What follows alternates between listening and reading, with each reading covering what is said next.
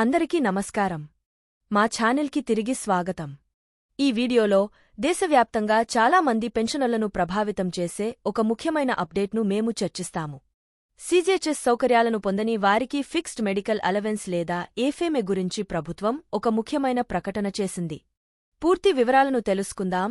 చివరి వరకు పూర్తి వీడియోను చూడండి. వీడియోను మిస్ చేయవద్దు లేదా దాటవేయవద్దు. టాపిక్లోకి వెళ్లే ముందు మీ అందరినీ మా ఛానల్కి సబ్స్క్రైబ్ చేసి మాకు సపోర్ట్ చేయవలసిందిగా కోరుతున్నాము.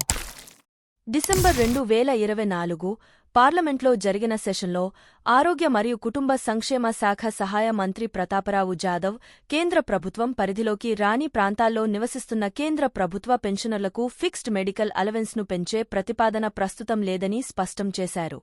ఆరోగ్య పథకం లేదా సీజీహెచ్ఎస్ ప్రస్తుతం ఏఫ్ఎంఏ నెలకు 1,000 రూపాయలుగా ఉంది. ఇది సెంట్రల్ పే కమిషన్ సిఫార్సుల ఆధారంగా చివరిసారిగా సవరించబడినప్పటి నుండి ఈ సంఖ్య మారలేదు. ఫిక్స్డ్ మెడికల్ అలవెన్స్ అంటే ఏమిటి? ఏఫ్ఎంఏ పెన్షనర్లు వారి రోజువారీ వైద్య ఖర్చులను కవర్ చేయడానికి రూపొందించబడింది.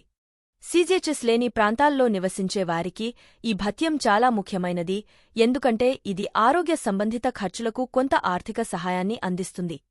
పింఛనుదారులకు సౌకర్యాలు. ఇప్పుడు ప్రభుత్వం వివరించిన దానికోసం ఈ ప్రాంతాల్లో పెన్షనర్లకు ఏ సౌకర్యాలు అందుబాటులో ఉన్నాయని మీరు ఆశ్చర్యపోవచ్చు. 1. సీజీహెచ్ఎస్ కింద అవుట్ పేషెంట్ సౌకర్యాలకు బదులుగా పెన్షనర్లు ఫిక్స్డ్ మెడికల్ అలవెన్స్ని పొందేందుకు ఎంచుకోవచ్చు. 2. సబ్స్క్రిప్షన్ రుసుము చెల్లించిన తర్వాత అవుట్ పేషెంట్ మరియు ఇన్పేషెంట్ సేవలకు యాక్సెస్ పొందడానికి సీజీహెచ్ఎస్ పరిధిలో ఉన్న సమీపంలోని నగరంలో తమను తాము నమోదు చేసుకునే అవకాశం వారికి ఉంది.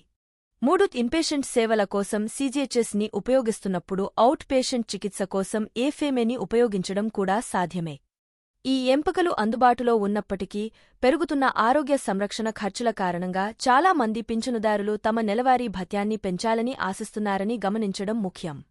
దురదృష్టవశాత్తు ఈ సమయంలో ఎఫ్ఎంఏను మెరుగుపరచడానికి తక్షణ ప్రణాళికలు లేవని ప్రభుత్వం పునరుద్ఘాటించింది.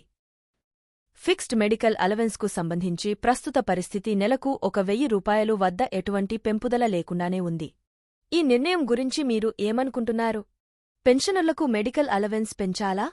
దిగువ వ్యాఖ్యలలో మీ ఆలోచనలను వినడానికి మేము ఇష్టపడతాము. మీకు ఈ వీడియో ఇన్ఫర్మేటివ్గా అనిపిస్తే దయచేసి లైక్ బటన్ను నొక్కండి మరియు మా పెన్షనర్లను ప్రభావితం చేసే ముఖ్యమైన వార్తల కోసం మా ఛానెల్కు సభ్యత్వాన్ని పొందండి. ఈ వీడియో చూసినందుకు ధన్యవాదాలు.